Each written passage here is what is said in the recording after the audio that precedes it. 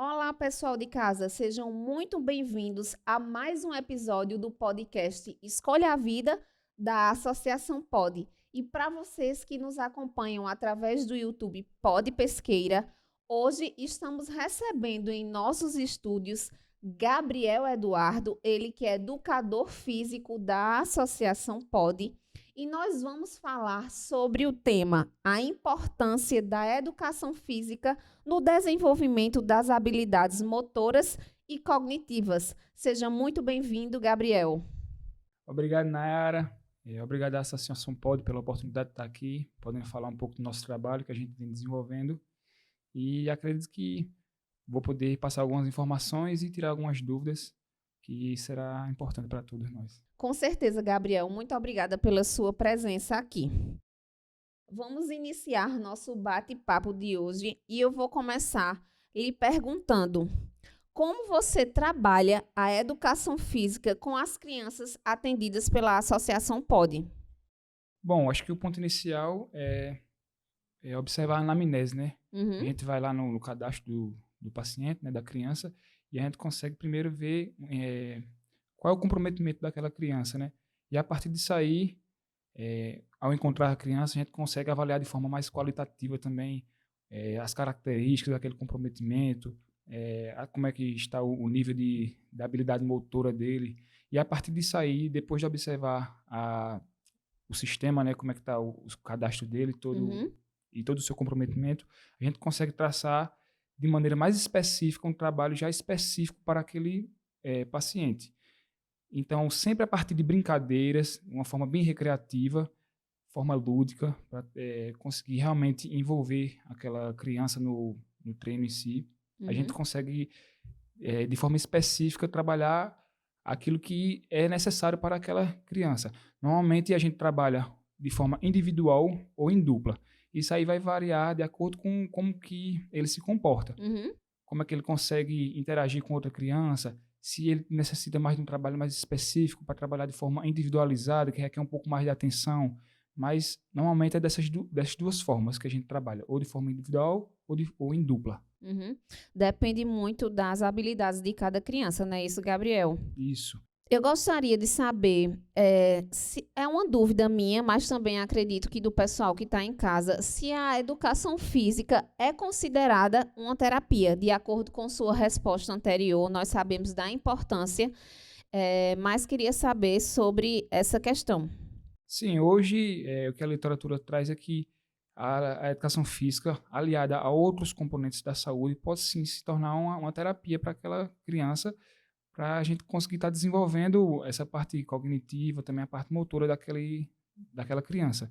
Então, a gente utilizando a atividade física como uma forma de também trabalhar essa parte cognitiva da criança. Então, sim, a educação física também é considerada uma terapia.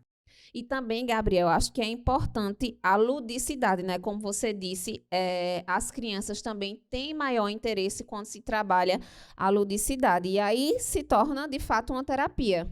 Isso, porque um ponto bastante importante é como será a adesão daquela criança à atividade. Sim. Então, a gente, quando se trata da educação física, quando é a brincadeira, quando realmente ela consegue aderir, e aí a gente consegue realmente transformar a educação física numa terapia. Consegue, com as brincadeiras, com a recreação, envolver aquela criança naquele circuito psicomotor, onde ele vai adquirir diversas habilidades e assim conseguir evoluir aquele paciente. Acredito que elas gostam bastante, né? Bastante.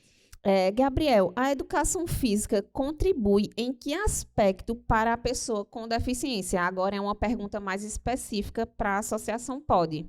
Bom, como você falou, a atividade física traz diversos benefícios para a criança no geral, né? Já o combate ao sedentarismo, mas também especificamente para a criança da Associação Pod.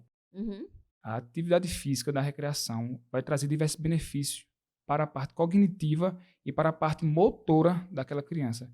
Então, a parte da cognição em relação a foco, a raciocínio, e também a parte motora em relação a todas as habilidades motoras que a gente vai poder falar mais adiante. Então, eu gostaria que você especificasse quais habilidades cognitivas é possível trabalhar a partir da educação física. Bom, já a gente observando os pacientes, a gente consegue traçar mais atividades específicas para a melhora do foco, da concentração, também raciocínio. A gente consegue traçar algumas atividades que vai exigir um pouquinho mais de raciocínio daquela criança, junto também com habilidades motoras, a gente traçar o raciocínio junto com a habilidade motora, então faz com que ele consiga fazer mais de uma atividade ao mesmo tempo, também é bastante importante.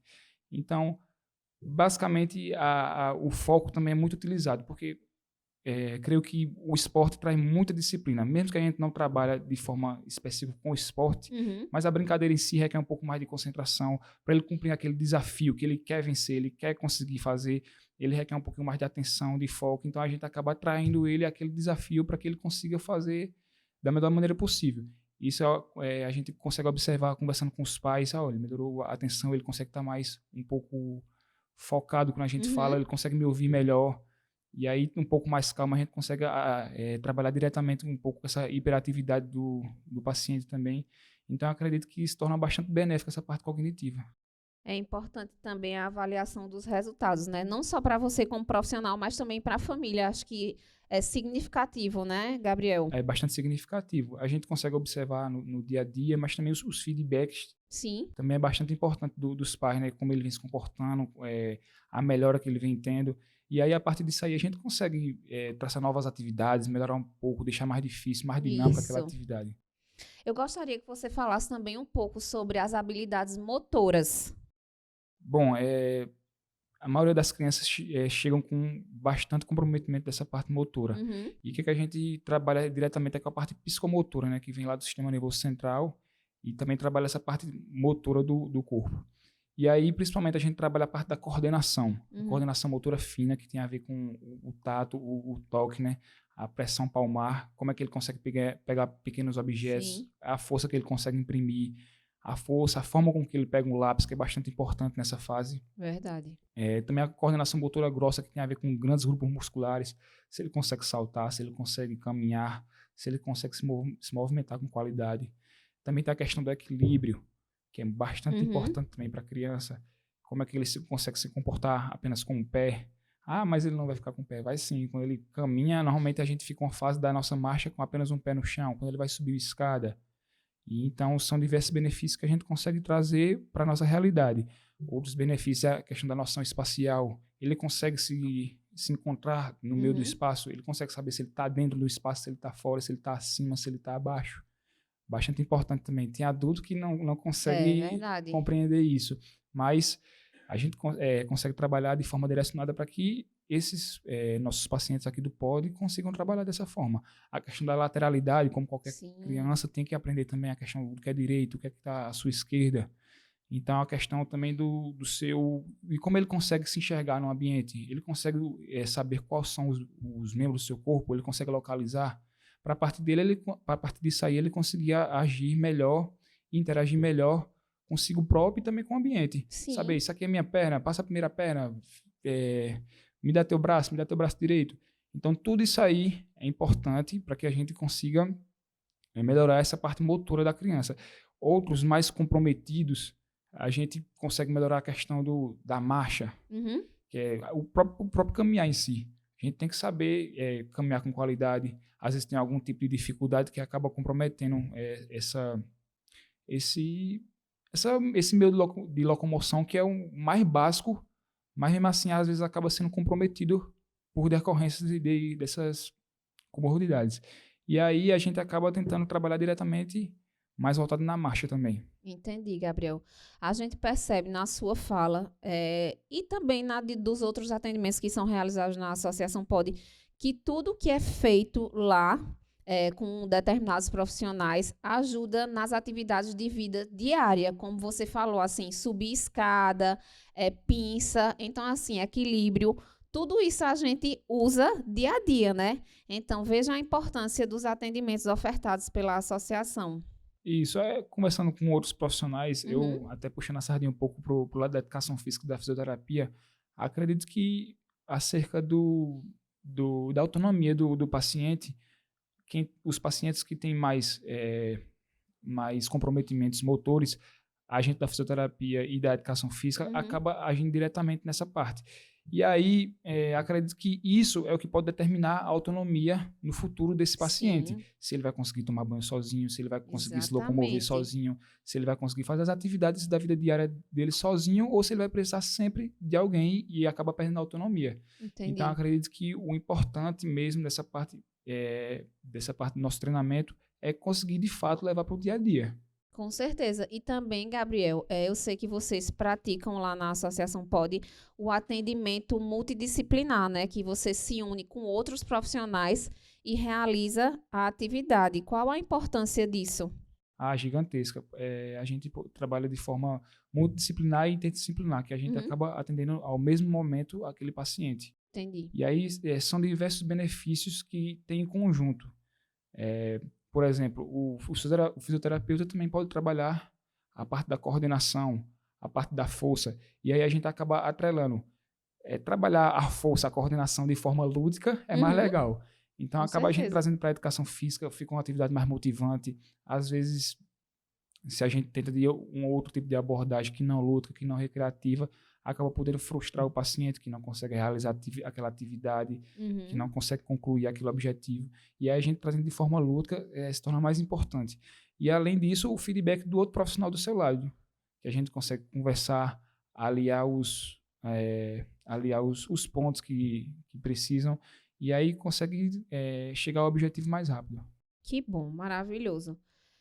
Eu gostaria de saber se a educação física consegue agir sobre a socialização e comunicação da criança, como você já citou, mas eu gostaria de uma resposta mais específica de acordo com a comunicação. Não, com certeza. A gente, normalmente, quando traz essa atividade em dupla, principalmente, que a gente consegue levar alguns objetivos para aquela brincadeira, tem que concluir essa etapa, tem que fazer isso. E aí acaba necessitando dessa comunicação. A comunicação entre os coleguinhas, a cooperação entre si. A gente tem que fazer junto para terminar, para conseguir concluir esse objetivo e vencer, digamos assim. Então, acaba se comunicando, acaba interagindo mais com o colega, acaba cooperando junto com o colega. E aí a gente consegue trazer diversos benefícios também na educação física para a comunicação e para a interação desse paciente. Gabriel, você poderia citar alguns das atividades realizadas na Associação POD? Eu já tenho observado alguns circuitos que vocês executam lá, mas aí só para a gente ter uma ideia e uma noção das atividades que são realizadas no âmbito da educação física na instituição. Bom, normalmente a gente trabalha com brincadeira ou com desafios. Como eu falei anteriormente, muitas vezes cooperando entre si e muitas vezes se desafiando de forma sempre que a não estimular a um vencedor, o melhor ou o pior.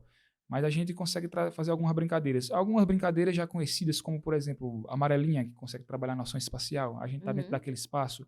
Também trabalha o equilíbrio, que você só consegue ficar apenas com a perna só. Também trabalha a lateralidade, agora só com a perna esquerda, agora só com a perna direita. Também consegue elaborar alguns desafios de equilíbrio. Segura um objeto que você vai precisar equilibrar na sua mão, com a sua mão esquerda, com a sua mão direita.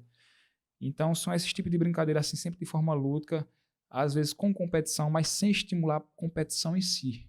Sempre aplaudindo e fazendo valer a conclusão da atividade ou a participação da atividade. No geral, né? Isso. Entendi.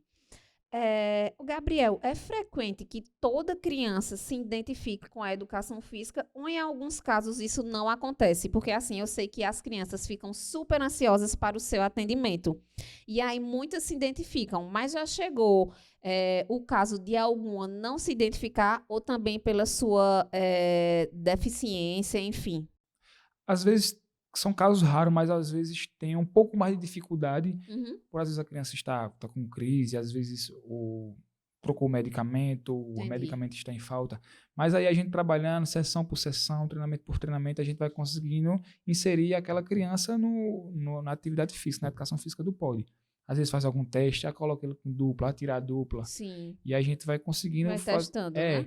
Testa diversos outros tipos de ambientes. E a gente vai conseguindo trabalhar a educação física também com esse paciente, mas a verdade é que a maioria fica bastante ansiosa para brincar. E a gente acaba até tirando um pouco da educação física, é brincar mesmo. Então, vamos Sim. brincar com o tio, vamos fazer a brincadeira com o tio, vamos concluir a brincadeira.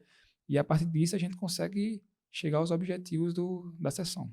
No caso, você falou em ambientes. Quais são os ambientes que vocês utilizam na Associação POD para realizar essas atividades? As atividades de educação física normalmente são feitas no parquinho da Associação POD.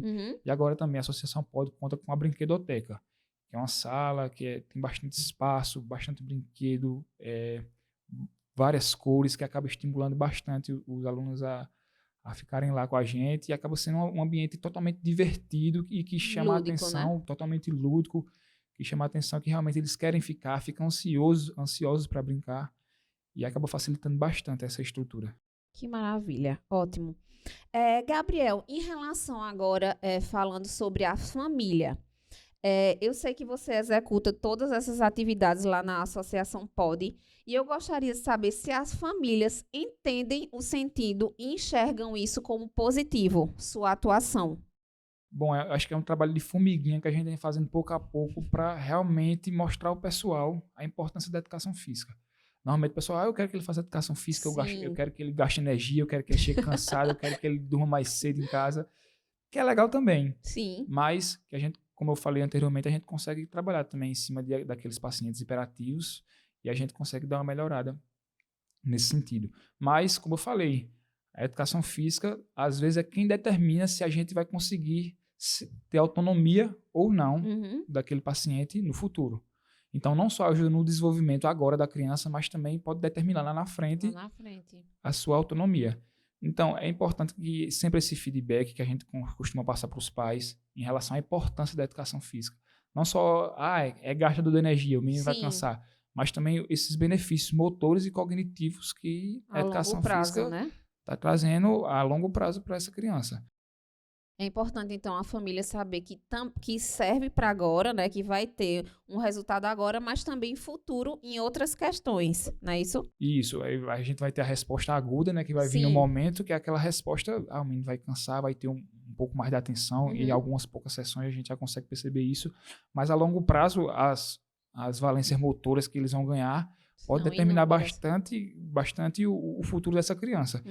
Então, é importantíssimo a participação das crianças na educação física e a manutenção da educação física. Entendi.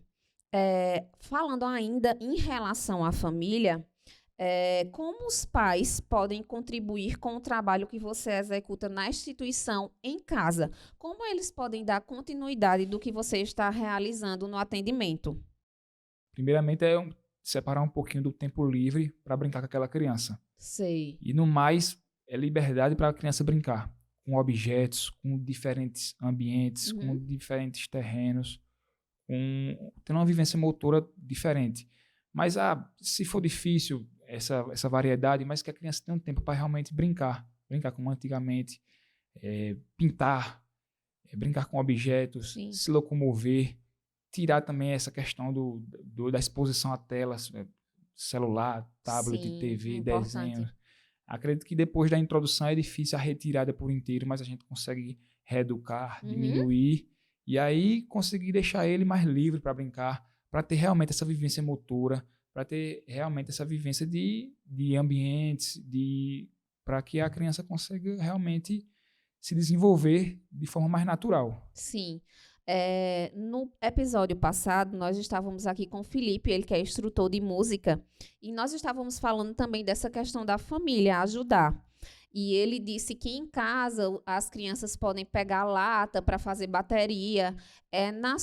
No âmbito da sua atuação como educador físico, você acha que também funciona que as famílias façam dessa forma em casa? Com certeza, com jogos já existentes que são, como a gente pode falar, já tradicionais, como eu citei anteriormente, a amarelinha. A gente pode citar cordas, não só para pular se for dificultoso, mas também para fazer atividades de equilíbrio. Você vai pisando na corda e já consegue botar alguma atividade lúdica por trás. Só pode andar por cima da corda, porque do lado é larva, do lado é o mar, vai estar fundo, você não vai conseguir... Usando a imaginação. Usando a imaginação. E aí a gente pode usar nem brinquedos caros, nem grandes estruturas assim, Mas, usando a nossa imaginação e pequenos objetos que a gente tem em casa mesmo, a gente consegue fazer grandes atividades. De acordo com sua realidade, não é isso? Isso. Gabriel, como você avalia em seus beneficiários os resultados obtidos pela educação física, desde que você entrou no POD até hoje? Quais são os resultados? Bom, falando um pouco da avaliação em si, aqui no POD a gente tem a triagem, né, que a gente consegue avaliar de forma mais específica.